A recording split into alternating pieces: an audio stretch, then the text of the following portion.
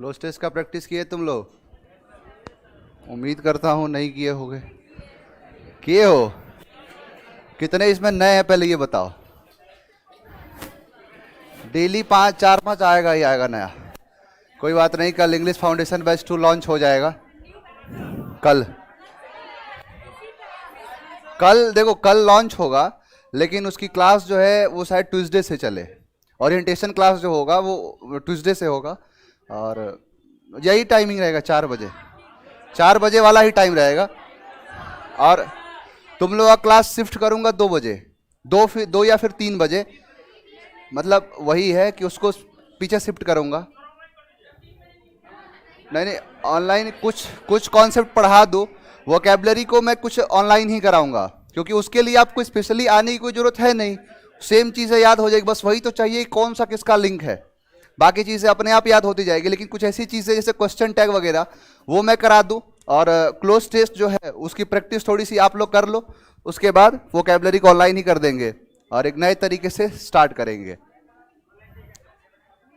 Good evening, good evening. PDF open नहीं हो रहा है? किस चीज़ का पीडीएफ ओपन नहीं हो रहा है? आवाज़ बढ़ाओ मेरी।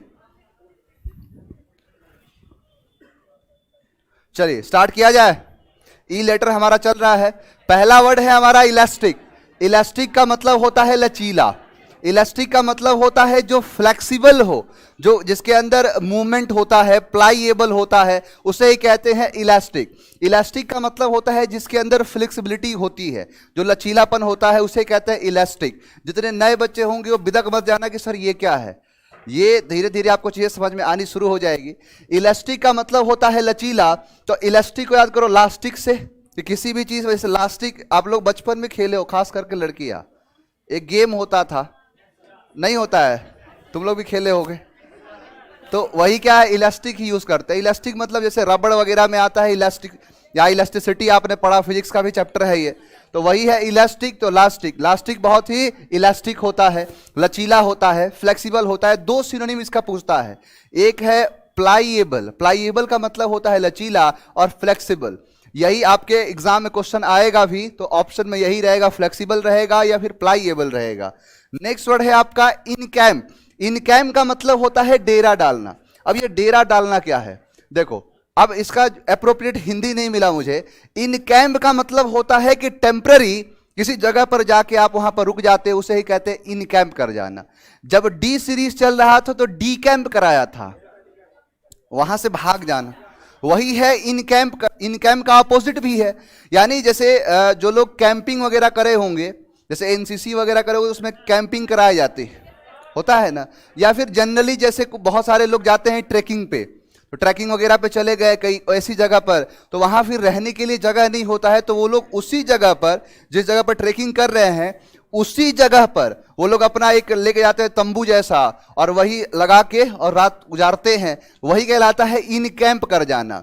यानी देखो, इन का मतलब अंदर, और कैंप करने गए, तो इन कैंप यानी कैंप करने जब जाते हो तो उस समय क्या कर लेते हो, इन कैंप करना पड़ता है, यानी डेरा डालना पड़ता है। लेकिन याद रखना ये टेम्पररी दिखाता है। अब ये नहीं कि कहीं किसी जगह पर रह लिए, कई जगह पर वहीं पर सेटल हो गए। कई जगह देखो इसका सिनोनिम दिया है सेटल। सेटल का मतलब होता है कहीं स्थायी रह जाना, जैसे सेटलमेंट होता है किसी भी चीज को। जैसे बहुत सारे लोग जाते हैं और फॉरेन कंट्री में सेटल हो गए। अब सेटल होने का मतलब क्या है, टेम्पररी, परमानेंट हो गया। लेकिन इनकैंप कहता है अपने आप में किसी भी जगह पर टेम्पररी कुछ शॉर्ट टाइम के लिए डेरा डालना इनकैंप कहलाता है। तो कैंप के दौरान लोग इनकैंप करते हैं। नेक्स्ट वर्ड है एक्सास्परेट। एक्सास्परेट का मतलब होता है गुस्सा दिलाना। ये शब्द आपका आया था गुस्सा या गुस्सा दिलाने के ग्रुपिंग वर्ड्स में आया था ना। यहां पर है एक्सास्परेट का मतलब होता है गुस्सा दिलाना, इन्फ्यूरिएट कर देना, इनरेज्ड कर देना, रेज कर देना, एंगर कर देना, एक्सास्परेट कहलाता है। अब देखो 2 चीजें आपको यहां पर दिख रही है, एक यहां पर रेट है और ये एक यहां पर एग्जॉस्ट, यानी एग्जॉस्ट जो फैन है वो दिख रहा है। अब इसी से दोनों का लिंक बना लेना है। यानी मान के चलो कि अब गर्मी का टाइम आने वाला है और एग्जॉस्ट फैन की जरूरत पड़ेगी। अब दुकान पे चले गए और अमूमन कोई एग्जॉस्ट फैन 1000 रुपए का आया, बोला 1 लाख का है। अब एग्जॉस्ट फैन का रेट ऐसा बताया कि आप एग्जास्परेट हो गए। क्या हो गए? गुस्सा दिला दिया। यानी जो एग्जॉस्ट फैन का जो रेट था वो आपको एग्जास्परेट कर दिया, यानी गुस्सा दिला दिया, एजिटेट कर दिया, इनरेज कर दिया, इन्फ्यूरिएट कर दिया, फ्यूम्ड कर दिया। तो वही है एग्जास्परेट कर देना, किसी को गुस्सा दिला देना, किसी को एजिटेट कर देना, वही कहलाता है एग्जास्परेट। नेक्स्ट वर्ड है आपका इनरवेट कर देना। इनरवेट का मतलब होता है कमजोर करना, वीक कर देना, किसी को वियरी कर देना, वही कहलाता है इनरवेट कर देना। इनरवेट का मतलब है कमजोर करना, वीक करना। अब देखो सीधा दिख रहा है इनरवेट।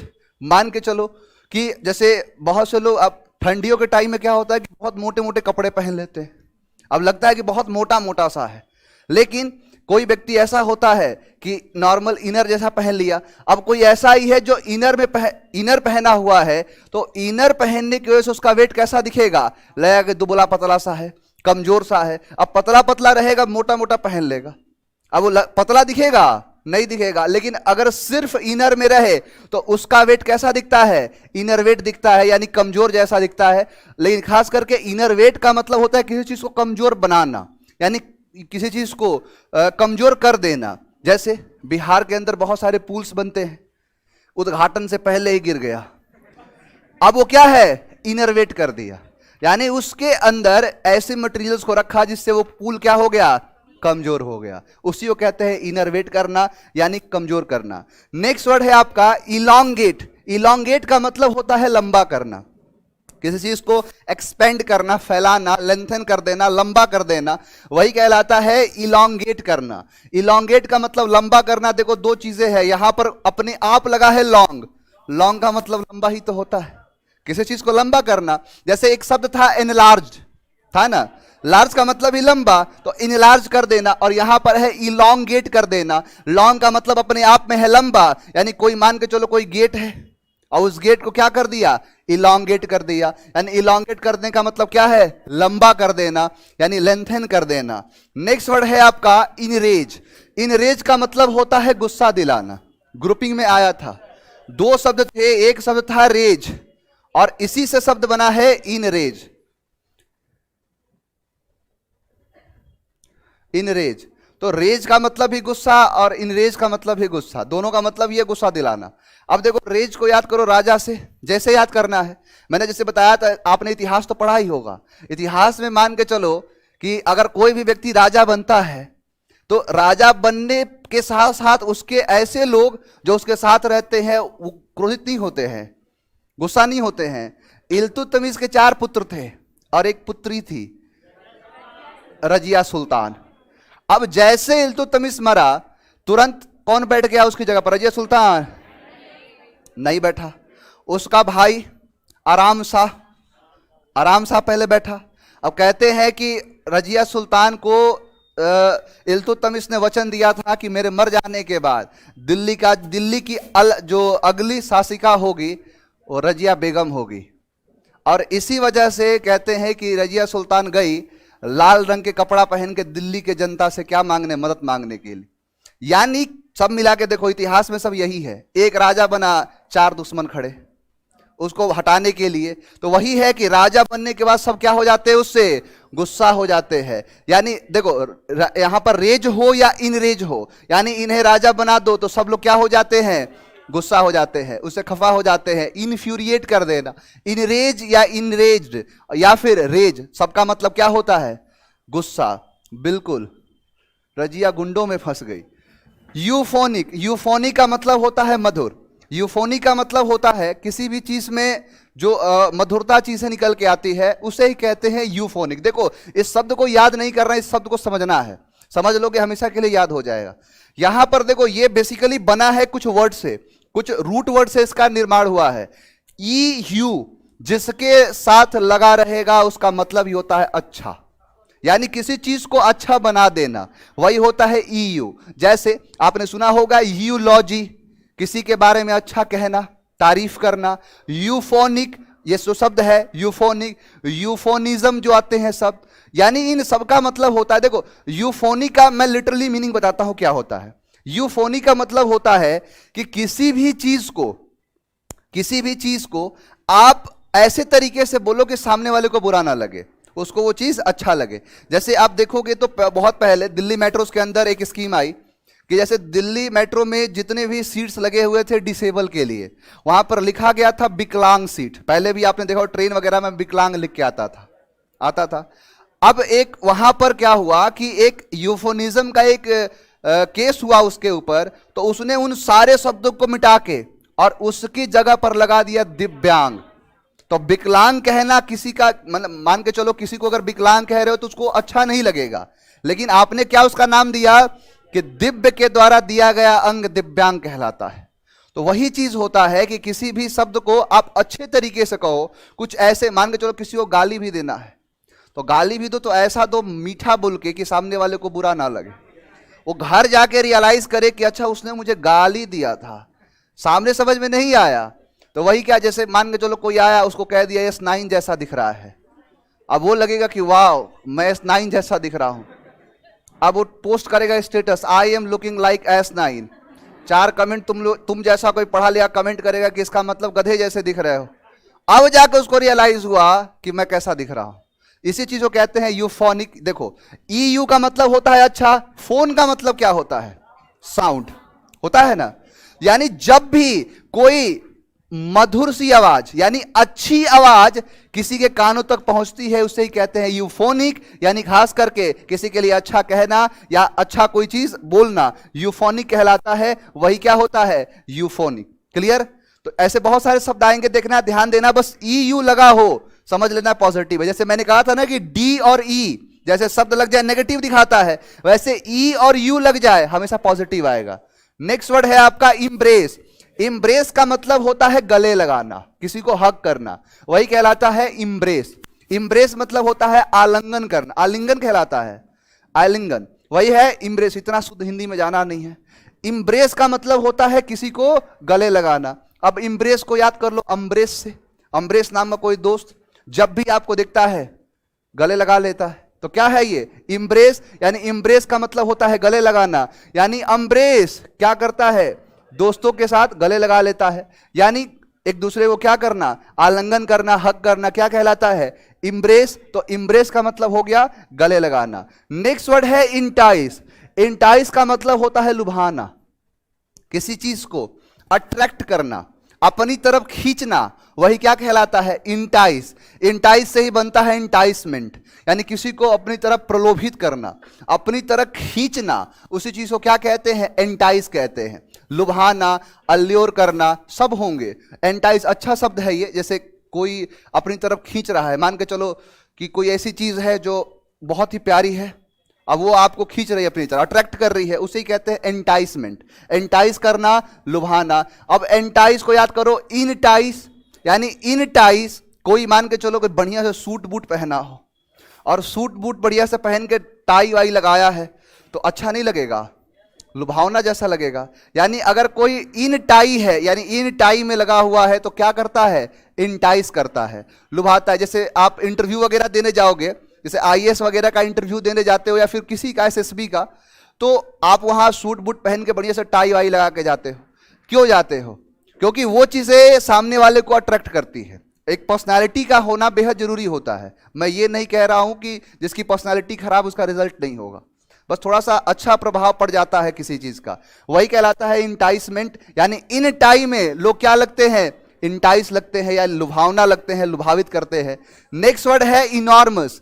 इनॉर्मस का मतलब होता है विशाल, बताया हूं विशाल। और सबसे जो ह्यूज, बड़े के लिए बहुत सारे शब्द थे, मैमूथ था, बेमूथ था, कोलोजल था, इनॉर्मस था, गिगेंटिक था, गार्गेजुअस था। इन सभी का मतलब होता है इनॉर्मस। इनॉर्मस का मतलब होता है कि जो विशाल है, जो बहुत ही ह्यूज है, बड़ा है। जैसे आप देख सकते हो, देखो अब ये चीज क्या है?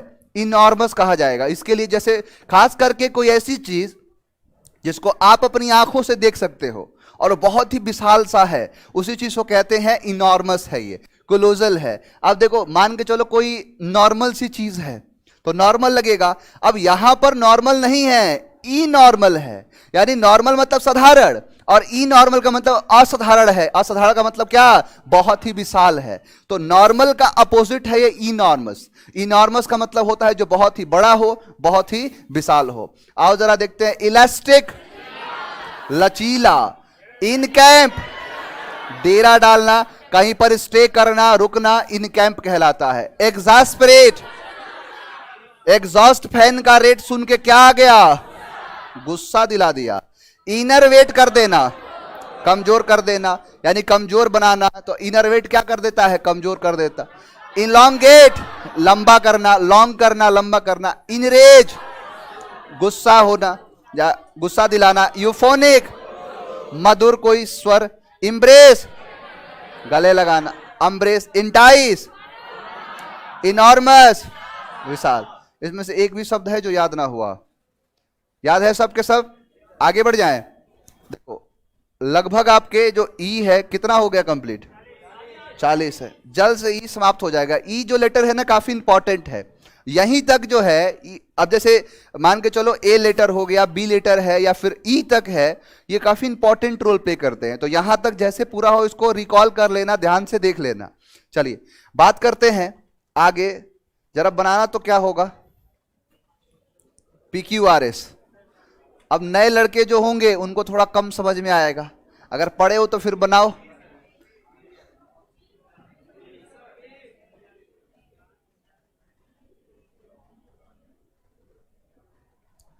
स्टार्ट करें। देखो अब यहां से ये जो है कि चूज द एप्रोप्रिएट, PQRS है। देखो प्लान्ड अपने आप में वर्ब है, सेंटेंस की शुरुआत वर्ब से नहीं होती है। आर गया पहला। सिंगल हैंडेड, ऑलमोस्ट ही, सब्जेक्ट क्या है? किस ऑप्शन में है? Option B. मिला।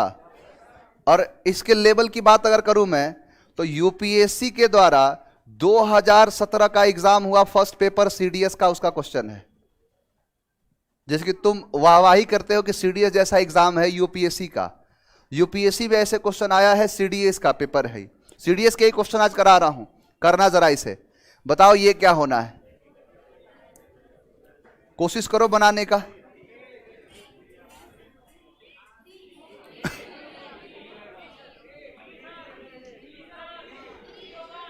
डी होगा, श्योर हो? आओ देखते हैं। देखो इसमें दो तरीके हैं आपको करने के। यहां ग्रेटर दिख रहा है, कंपैरेटिव डिग्री। ग्रेटर के बाद देन आएगा, आर के बाद आएगा क्यू। अगर मैं आर से पहले क्यू कर दूं, यानी क्यू आर कर दूं, तो क्यू और आर बाकी सब सही है। आर के बाद क्यू, इसमें भी है, इसमें भी है, इसमें भी है। अब देखो यहां पर आर के बाद तुरंत क्यू, यहां आर है, यहां क्यू है, ये जरूरी नहीं है। लेकिन यहां सेंटेंस का सब्जेक्ट है इट इज अ फैक्ट, ना यील्डिंग होना है, ये तो रिजल्ट की बात करता है, ऑफ फूड क्रॉप्स। यानी सेंटेंस की शुरुआत तो सीधा पी से ही हो रही है, ये सब करने की जरूरत ही नहीं है। ये कंपैरेटिव डिग्री के साथ देन जोड़ने की बात तो बाद में आती है। यहां सेंटेंस की शुरुआत सब्जेक्ट से होनी चाहिए, ऑप्शन डी। कोई डाउट किसी को? आगे बढ़े। ये भी क्वेश्चन वही है, सीडीएस का ही पूरा क्वेश्चन लेके आया हूं। जो पीक्यूआरएस जो पूछता है या फिर कॉमन एयर क्वेश्चन पूछे जाते हैं, अब तक तो तुमको एसएससी का कराया, तुम्हारा कॉन्फिडेंस बढ़ गया, अब यूपीएससी का कर लो। यूपीएससी क्वेश्चन देखो, बनाओ जरा क्या होगा।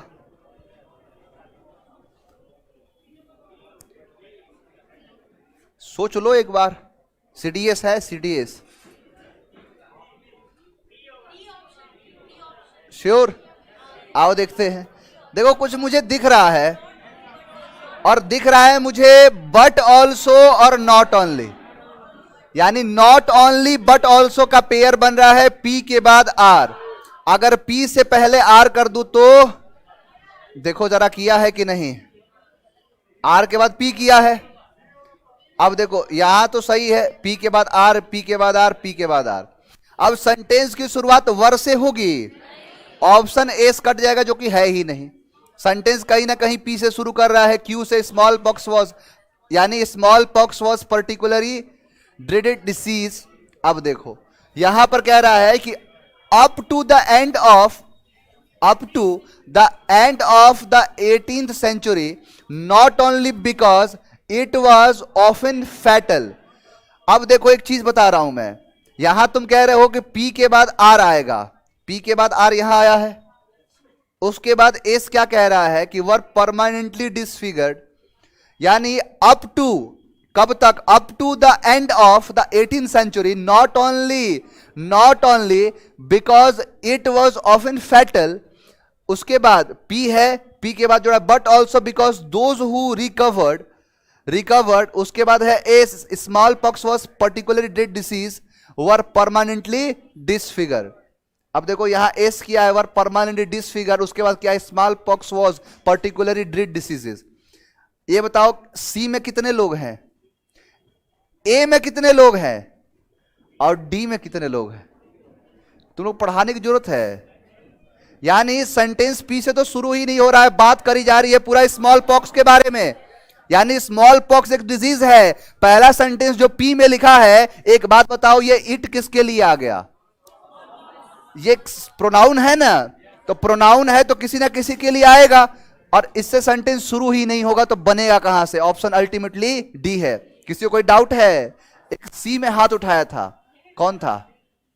समझ में आया कि फिर समझाऊं? समझा दूं? खड़े हो जाओ। देखो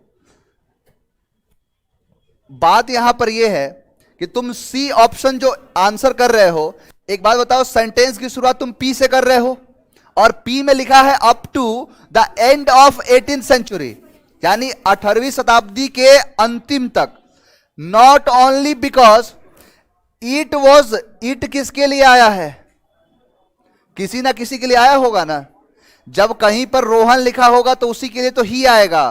तो इसी चिकन पॉक्स के लिए क्या आया है? इट, जो कि लिख रहा है क्या? देखो पूरा सेंटेंस पढ़ देता हूं, जो डी वाला आंसर है। लिखा है स्मॉल पॉक्स वॉज पर्टिकुलरली, जो ड्रेडेड डिसीज जो था, उसके बाद क्या कह रहा है कि क्यू के बाद पी, क्यू के बाद पी क्या कह रहा है कि अप टू, ये क्या कह रहा है? स्मॉल पॉक्स के बारे में बता दिया। उसके बाद कहना चाहता है कि up to 18th century not only it was often fatal, ये फैटल का मतलब होता है डेडली, ये सिर्फ नहीं घातक ही नहीं था। उसके बाद जोड़ रहा है किसको? But also because those recovered were permanently disfigure, यानी जो चिकन पॉक्स जो फैला था ये खतरनाक तो था ही, यानी जो लोग बच भी गए उनको भी ये पूरी तरीके से हमेशा के लिए बिगाड़ के रख दिया।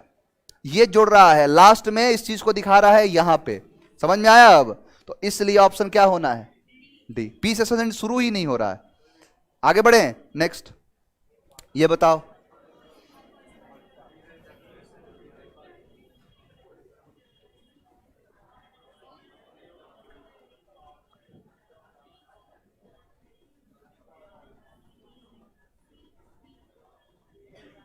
देख लो एक बार, सीडीएस का क्वेश्चन है, मजा आ जाएगा करने में। इससे भी मजा आता है जब S1 और S6 वाला करते हो, यहां से लेकर यहां तक रहता है।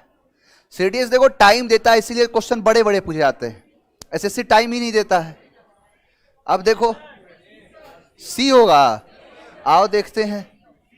लिखा है अ पर्सन जो है बिटन बाई अ रैबिट डॉग, जो रैबिट डॉग है, यानी जैसे एक पर्सन को कुत्ते ने काट दिया, कुत्ते के द्वारा काट लिया गया। अब यहां पर लिख दिया पर्सन जो बाइटन कर दिया गया बाई अ रैबिट डॉग। उसके बाद would be seized by violent symptoms, उसको क्या दिखा गया? कुछ सिम्टम्स।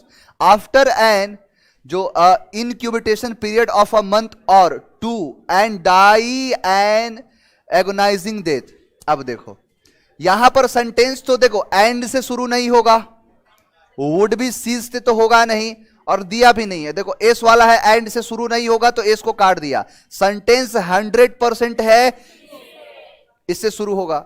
अब यहां पर देखो, यहां पर लास्ट वाला क्या कहता है? लास्ट में मरने की बात करी जा रही है, तो कहीं ना कहीं एस लास्ट में आएगा, तो ये ए वाला भी कट गया। अब देखना यह है कि पी के बाद आर आएगा या पी के बाद क्यू आ रहा है। अब एक पर्सन को काट लिया गया है किसी एक कुत्ते के द्वारा। अब यहां क्या है कि उसके बाद दे रहा है आर और क्यू आफ्टर, और यहां पर क्या है? Would be seized by violent symptoms after an incubation period of a month and और two and die and agonising death. अब ध्यान दो, यहां पी के बाद आर आ रहा है कि पी के बाद क्यू? एक आदमी है, एक पर्सन है, पर्सन को एक कुत्ते ने काटा, उसके बाद क्या हो गया? वुड बी सीज्ड बाई, जिसको सीज किया गया, कैसे?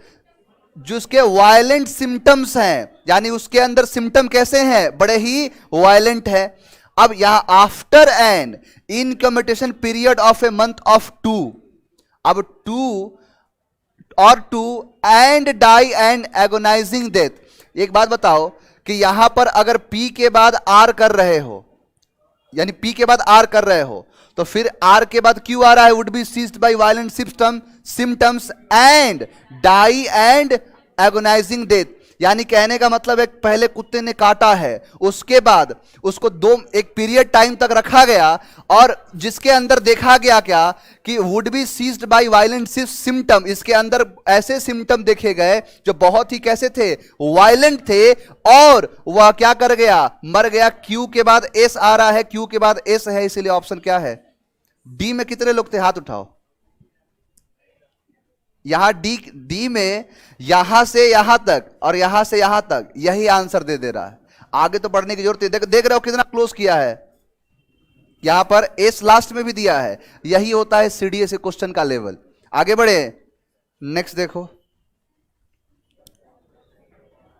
इसको फिर से बता दे। डी क्यों नहीं होगा बताया तो देखो, पहले कुत्ते ने काटा है और पी के बाद यहां क्यू का पेयर बना रहा है। Would be seized by violent symptoms, उसके अंदर कैसे सिम्टम्स देखे गए हैं? उसके बाद सीधा क्या कर गया?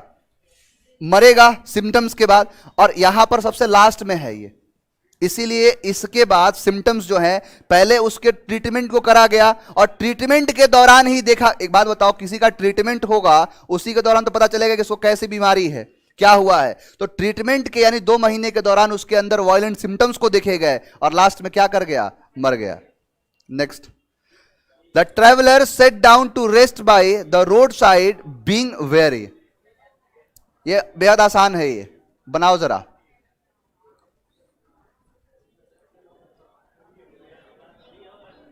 ए में कितने? हाथ उठाओ। बी में कितने हैं? सी में और डी में। ज्यादातर हाथ डी में उठाए। आओ देखते, देखो अब तुम लोगों ने इसका PQRS का आंसर सिर्फ एक वर्ड के मीनिंग जानने से पता चल जाएगा। वियरी का मतलब होता है थका हुआ। अब बनाओ PQRS। वियरी का मतलब होता है थका हुआ।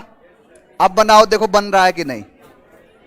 बन गया, सीधा बन जाएगा। क्या होगा? ए में, बी में, डी में और सी में। तुम लोग कहां हो? सी में। तो सी बोला नहीं। देखो, एक जो ट्रैवलर है, जो एक ट्रैवल करने वाला है, बीइंग वेरी, थका मतलब थका हारा था, थक गया बेचारा। उसके बाद बैठ गया, सेट डाउन किया, किसके लिए? To rest by the road. और सीधा है कि आंसर शुरुआत किससे हो रहा है? और देखो कितनी अच्छी बात है कि सेंटेंस के अंदर एक ही ऑप्शन है, ऑप्शन सी। समझ में आ गया? तो देखो, एक वर्ड के मीनिंग पता होने से आप PQRS सॉल्व कर ले गए। तो यही होता है कि जब वर्ड का कमांड रहेगा तो आपसे सारे अच्छे लेवल के क्वेश्चन बनने शुरू होंगे। The house was away with its liveliest number gloomy. अब बताओ क्या होना है?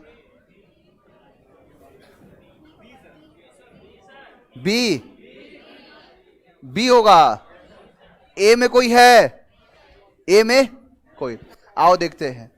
द हाउस वॉज अवे, यानी पी के बाद क्यू। अब देखो सेंटेंस तो ये है कि अवे है, विथ है, ग्लूमी है, इससे शुरुआत होगा ही नहीं, यानी आर नहीं होगा, क्यू नहीं होगा, पी से शुरू होगा। अब पी के बाद देखो क्यू है कि पी के बाद एस है। The house was away, R में लिखा है with its liveliest number gloomy. Liveliest number of gloomy का कोई सेंस बन रहा है? द हाउस वॉज ग्लूमी, उदास था, यानी कि पी के बाद s, with its liveliest member away, क्योंकि उसके जो रहने वाले लोग थे वो दूर थे, इसीलिए क्या होगा? पी के बाद जुड़ेगा एस, ऑप्शन बी। ये भी है आपका CDS का ही। नेक्स्ट,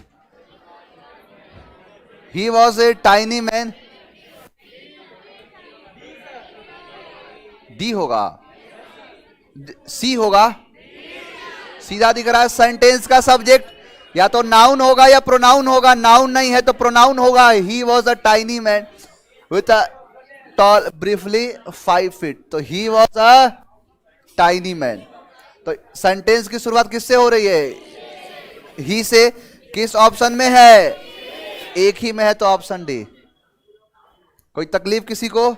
नेक्स्ट आओ। Rules and regulation, he cheerfully ignored its demand, a life of unaccustomed to। अब बताओ क्या होना? डी। अब देख लो, ए में कितने हैं? बी में, सी में और डी में। बी में और डी में आपका आंसर उठा है। और देखो यहां से, देखो कौन सा? डी कि बी? एक बार बी में हाथ उठा दो और एक बार डी में। बहुत बढ़िया तैयारी। ना बी होना है ना डी होना है। देखो कैसे, यहां लिखा है अनअकस्टम्ड टू, यानी देखो मान के चलो इसको सीधा आंसर बताया। आप मान के चलो आप क्यू से शुरू कर रहे हो, यहां देख के कि he cheerfully ignore its demand. कौन सा डिमांड? किसी का डिमांड, इट्स डिमांड है ना।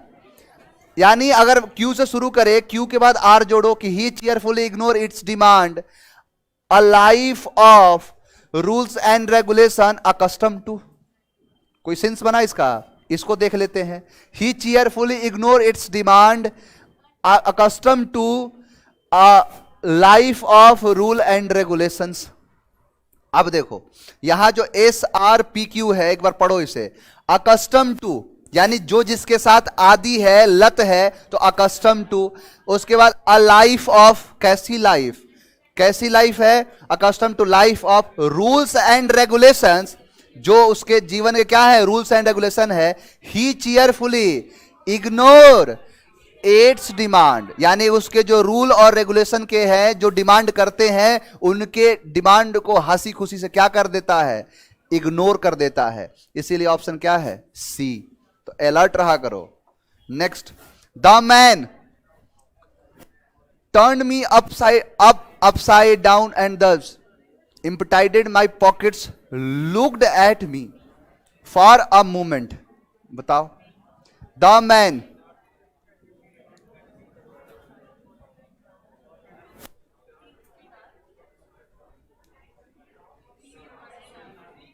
सी। आओ देखते। देखो यहां पर है द मैन, द मैन। अब यहां पर है, यहां पर वर्ब है, यहां पर वर्ब है, तो यहां पर सेंटेंस की शुरुआत या तो एस से होगी या क्यू से होगी। एस ऑप्शन में नहीं है तो क्यू से होगा। पी गया। अब क्यू के बाद पी है, क्यू के बाद पी है, वही बैठना है। यानी द मैन, यहां लिखा है द मैन, अब उसके बाद क्या है? क्यू, क्यू के बाद P. The man for a moment, the man. अब यहां पर है टर्न्ड मी, यहां लुक्ड एट मी, बिल्कुल। The man looked at me, Q है। अब क्यू के बाद looked at me for a moment, for a moment. अब ध्यान दो, मैंने आपको एक चीज बताया था 10 के बारे में, याद आया? जिसमें लगता है कहां आता है? लास्ट में। यहां है ऑप्शन सी। समझ में आ गया?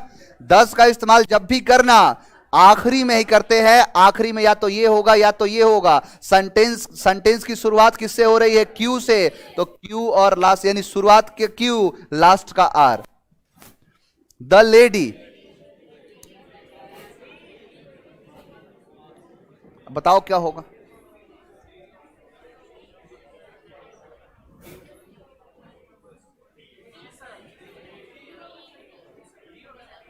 ए में कितने लोग हैं? बी में, सी में और डी में। सी वाले सब खड़े हो जाओ। जितने सी वाले हाथ उठाए थे सबको पहचानता हूं, खड़े हो जाओ, खड़े हो जाओ, मारूंगा थोड़े ना। अब देखो, अब इसलिए खड़ा कराया क्योंकि तुम खड़ा करा के पढ़वाऊंगा, तुमको याद रहेगा जीवन भर। पढ़ो जरा, सी का जो सेंटेंस है उसको पूरा पढ़ने की कोशिश करो। द लेडी, तुम शुरू किए हो is visiting, clear, is visiting अस। उसके बाद क्या है, टुडे, हु। टुडे के साथ अगर हु आया है तो इसी चीज को आइडेंटिफाई ये करेगा, हु कंपोज दिस पोयम। नहीं, देखो बैठ जाओ यहां पर। अब डी सेंटेंस पढ़ो जरा ध्यान से। डी लिखा है कि the lady who compose this poem, उसके बाद इज विजिटिंग अस टुडे।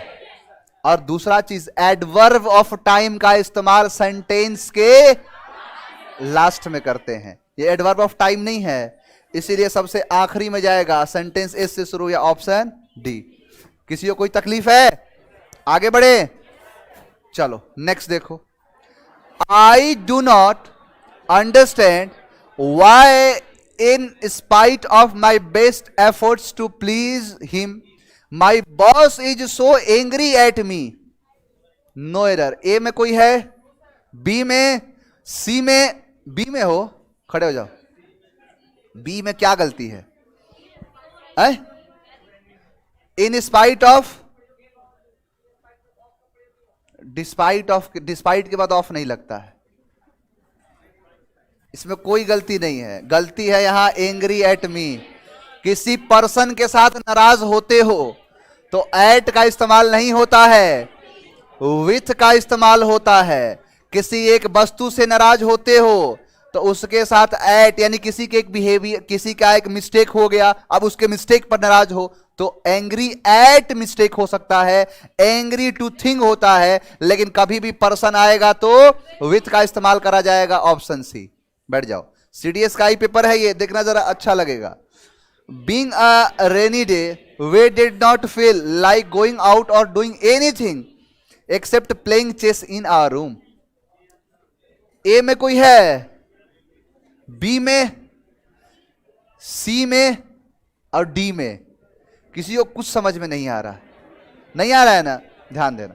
देखो, बीइंग अ रेनी डे नहीं होता है, it being a rainy day, यानी इट का इस्तेमाल करा जाता है। उसके बाद जैसे कब इट का इस्तेमाल किया जाता है किसी दिन के लिए या फिर किसी नॉन लिविंग चीजों के लिए, तो बीइंग अ रेनी डे नहीं होगा।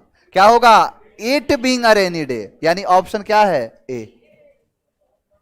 It is not difficult to believe that a man who has lived in this city for a long time he will never feel at home anywhere else in the world। देखो कितना बड़ा बड़ा question है ये। कर लिए UPSC का question तो एसएससी बचेगा। बताओ जरा, ए में है कोई? बी में? सी में? सी में क्या गलती है बताओ? क्या सी में क्या किया है? तुम्हारी आवाज ही नहीं आ रही है। अच्छा, वेयर का इस्तेमाल, अच्छा ये वाला वेयर एल्स लगे, एल्स वेयर लगेगा। ध्यान दो, बैठो, देखो बताता हूं।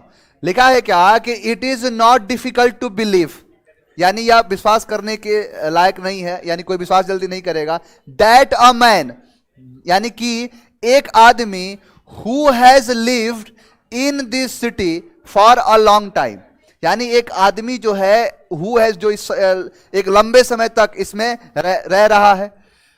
अब यहां पर लगा है ही। अब ये ही का कोई मतलब है?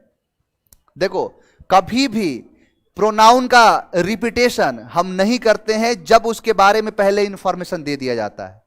जैसे आपने अगर पैराग्राफ पढ़ा होगा, there was a king, the king was very wise, कुछ भी कह सकते हो।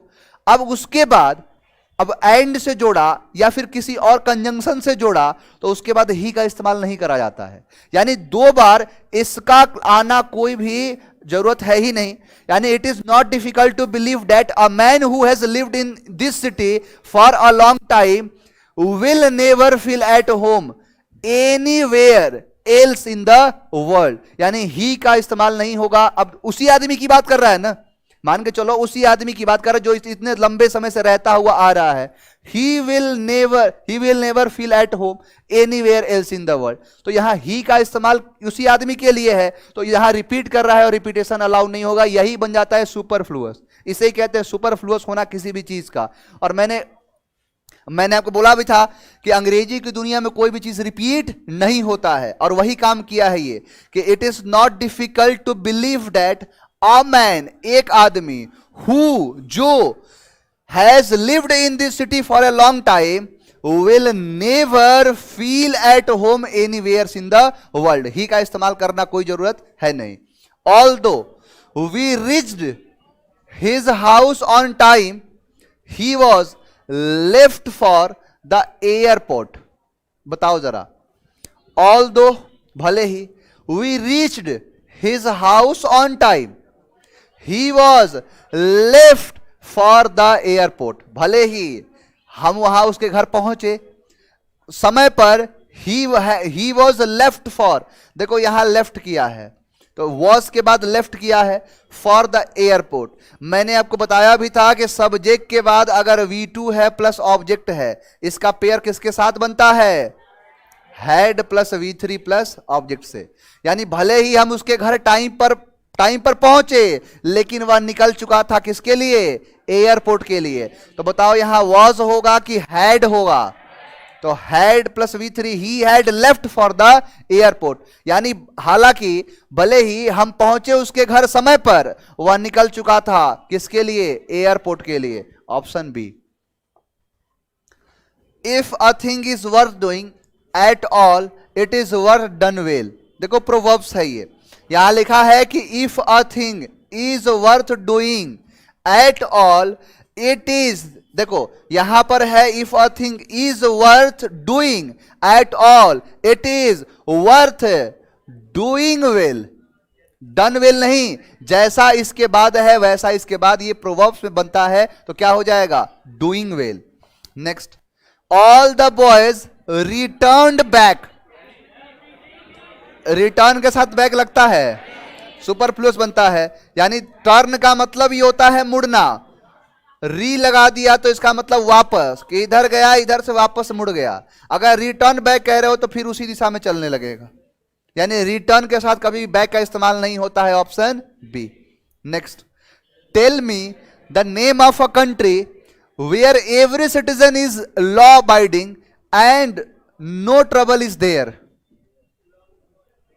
देखो, tell me the name of a country, एक जगह का एक नाम बताओ, वेयर जहां पर every citizen is law abiding, जो नियम कानून के अनुसार रहते हैं, सब कुछ चलता है, and no trouble is there होगा कि and there is no trouble, जहां पर कोई परेशानी ना हो। तो and no trouble is there नहीं होगा, क्या होगा?